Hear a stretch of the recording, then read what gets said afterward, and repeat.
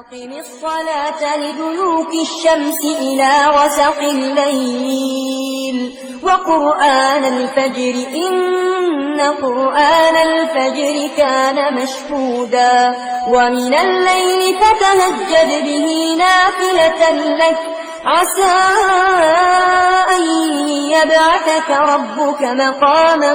محمودا وقل رب أدخلني مدخل صدق وأخرجني مخرج صدق واجعل لي من لدنك سلطانا